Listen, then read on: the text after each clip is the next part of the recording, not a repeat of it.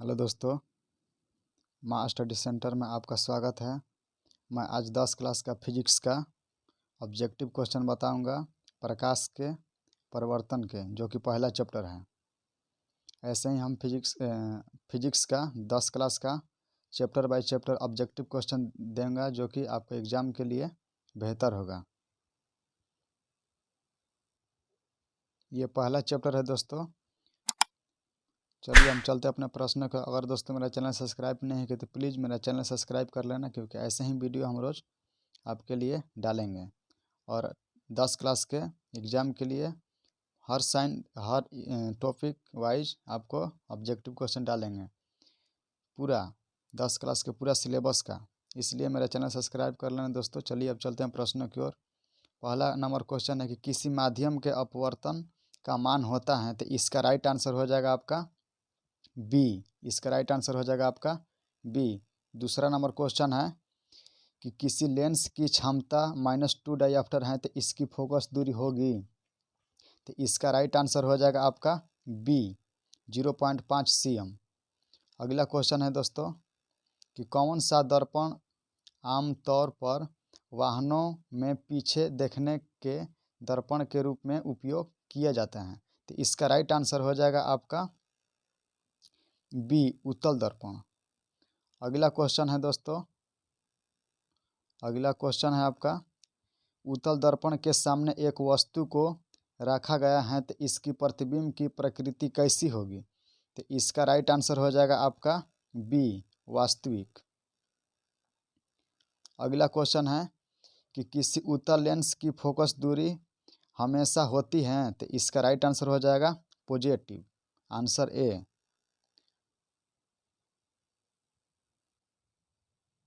अगला क्वेश्चन है कि किस दर्पण का उपयोग सामान्यतः वाहनों का पश्च दृश्य दाणों का में किया जाता है, माने कि उसके दाहिने साइड का उपयोग में किए जाते हैं, तो इसका राइट आंसर हो जाएगा आपका उत्तल दर्पण।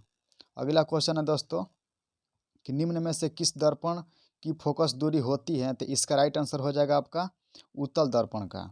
अगला क्वेश्चन है कि नई नई नईकृतीय चिन्ह परिपाटी के अनुसार दर्पण के सामने रखे गए बीज की बीम दूरी ली जाती है, तो इसका राइट आंसर हो जाएगा आपका सी ऋणात्मक होता है। अगला क्वेश्चन है कि किसी लेंस द्वारा उत्पन्न आवर्धन का एसआई मात्रक होता है, तो इसका राइट आंसर हो जाएगा आपका डी। अगला क्वेश्चन है दोस्तों, अगला क्वेश्चन है आपका कि निम्न में से किस लेंस की फोकस दूरी धनात्मक होती है, तो इसका राइट आंसर हो जाएगा बी उत्तल लेंस। इसका राइट आंसर हो जाएगा आपका उत्तल लेंस। अगला क्वेश्चन है कि यदि किसी समबाहु त्रिभुज यानी कि प्रिज्म में निर्गत कोण और विचलन कोण क्रमशः 40 डिग्री हैं और 30 डिग्री हैं, तो आपतन कोण होगा, तो इसका राइट आंसर हो जाएगा आपका डी 60 डिग्री। अगला क्वेश्चन है दोस्तों कि एक उत्तल लेंस की क्षमता 1 डायऑप्टर है, तो उस लेंस की फोकस दूरी होगी, इसका राइट आंसर हो जाएगा सी। अगला क्वेश्चन है दोस्तों कि निम्नलिखित प्रकाश के रंगों में से किस रंग का अपवर्तनांक अधिकतम होता है, तो इसका राइट आंसर हो जाएगा आपका बैगनी यानी कि डी। अगला क्वेश्चन है कि पानी में डूबे एक उत्तल लेंस की फोकस दूरी हवा में इसकी फोकस दूरी की अपेक्षा क्या होगा, अधिक होगा कि कम होगा, तो इसका राइट आंसर हो जाएगा आपका कम होती है। अगला क्वेश्चन है कि निम्नलिखित में से कौन उत्तल दर्पण की फोकस दूरी है जिसकी वक्रता त्रिज्या 32 सेंटीमीटर है, तो इसका राइट आंसर हो जाएगा आपका सी। अगला क्वेश्चन है कि कौन सा लेंस अपसारी लेंस भी कहलाता है, तो इसका राइट आंसर हो जाएगा आपका बी उत्तल लेंस। अगला क्वेश्चन है कि दांत विशेषज्ञ की दर्पण का उपयोग मरीजों के दांतों का बड़ा प्रकृति देखने के लिए करता है, तो इसका राइट आंसर हो जाएगा आपका बी अवतल दर्पण। अगला क्वेश्चन है कि गोलीय दर्पण के अपवर्तक पृष्ठ की वृत्ताकार सीमा रेखा का व्यास कहलाता है, तो इसका राइट आंसर हो जाएगा आपका डी गोलीय दर्पण का द्वारक। अगला क्वेश्चन है कि यदि किसी बिंब का प्रतिबिंब का आवर्धन ऋणात्मक है तो उस प्रतिबिंब की प्रकृति क्या होगी? तो इसका राइट आंसर हो जाएगा आपका ए, वास्तविक और उल्टा। अगला क्वेश्चन है कि किसी शब्दकोश के छोटे अक्षरों को बढ़ाने के लिए आप निम्नलिखित में से कौन सा लेंस पसंद करेंगे? तो इसका राइट आंसर हो जाएगा आपका बी, 5 सेंटीमीटर फोकस दूरी का एक उत्तल लेंस। अगला क्वेश्चन है कि एक प्रयोग में अवतल दर्पण द्वारा किसी बिंब का प्रतिबिंब एक पर्दे पर प्राप्त किया जाता है तो दर्पण की फोकस दूरी को निर्धारित करने के लिए प्रयोगकर्ता को मापने की जरूरत होती है। तो इसका राइट आंसर हो जाएगा आपका बी।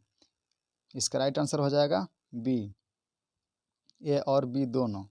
अगला क्वेश्चन है कि अवतल दर्पण की फोकस दूरी उसकी वक्रता त्रिज्या होती है, सब लोग का ये याद हो जाएगा, ये मोस्ट वीवियस क्वेश्चन इसका होता है आधी, यानी कि बी हो जाएगा। अगला क्वेश्चन है कि प्रतिबिंब का आकार हमेशा वस्तु के बराबर है तो दर्पण होगा। तो इसका राइट आंसर हो जाएगा सी, समतल दर्पण।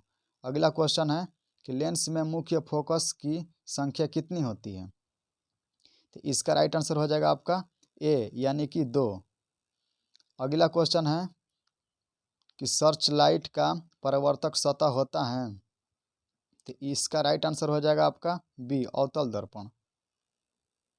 अगला क्वेश्चन है कि प्रकाश की किरणें गमन करती हैं। इसका राइट आंसर हो जाएगा आपका ए, सीधी रेखा में। अगला क्वेश्चन है परावर्तन के नियम से निर्धारित होता है। इसका राइट आंसर हो जाएगा आपका ए, आपतन कोण बराबर परावर्तन कोण। अगला क्वेश्चन है कि प्रकाश के अपवर्तन के कितने नियम हैं? ये सभी लोग को याद होगा, ये मोस्ट वीवियस क्वेश्चन है। तो इसका राइट आंसर हो जाएगा आपका 2। अगला क्वेश्चन है कि दाढ़ी बनाने में कौन सा दर्पण उपयुक्त होता है, यानी कि दाढ़ी बनाने में कौन सा दर्पण उपयोग करते हैं? तो इसका राइट आंसर हो जाएगा अवतल दर्पण। अगला क्वेश्चन है कि समतल दर्पण द्वारा बना प्रतिबिंब होता है। तो इसका राइट आंसर हो जाएगा आपका बी, काल्पनिक। अगला क्वेश्चन है कि किस लेंस के द्वारा सिर्फ काल्पनिक प्रतिबिंब बनता है? तो इसका राइट आंसर हो जाएगा आपका उत्तल। अगला क्वेश्चन है कि गोलीय दर्पण में फोकसांतर एवं वक्रता त्रिज्या के बीच संबंध है अथवा गोलीय दर्पण का फोकसांतर उसके वक्रता त्रिज्या का कितना गुना होता है? तो इसका राइट आंसर हो जाएगा आपका सी, यानी कि F बराबर R/2।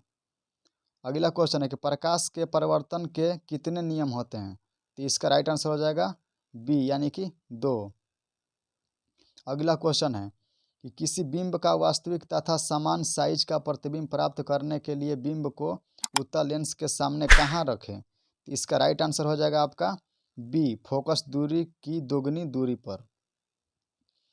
अगला क्वेश्चन है कि एक अवतल दर्पण की फोकस दूरी 10 सेमी है तो उसकी वक्रता त्रिज्या होगी। तो इसका राइट आंसर हो जाएगा आपका सी, 5 सेंटीमीटर।